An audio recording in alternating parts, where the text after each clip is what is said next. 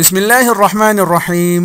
महतरम नाज़रीन व सामईन, अस्सलामु अलैकुम वरहमतुल्लाहि वबरकातुहू।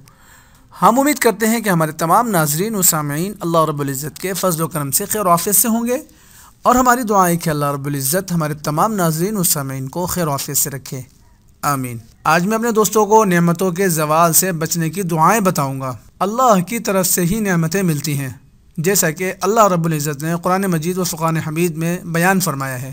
औज़ु बिल्लाहि मिनश शैतानिर रजीम।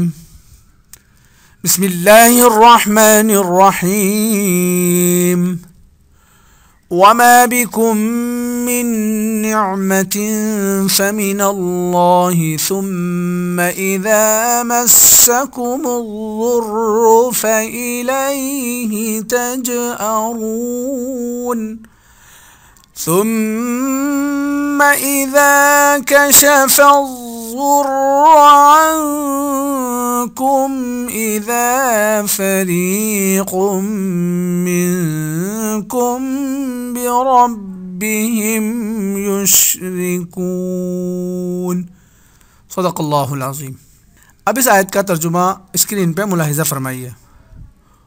और तुम्हारे पास जो भी नेमत है वो अल्लाह ही की तरफ से है, फिर जब तुम्हें तकलीफ़ पहुंचती है तो उसी की तरफ से तुम गड़गड़ाते हो, फिर जब वो तुमसे इस तकलीफ़ को दूर कर देता है तो तुम में से कुछ लोग अपने रब के साथ शिरक करने लगते हैं।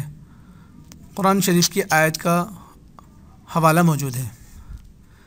तो नेमतों का छीन जाना ये बहुत ही बड़ी अल्लाह की तरफ से नाराज़गी का सबब है। अल्लाह ताला हमारी ज़वाल नेमत से हिफाजत फरमाए।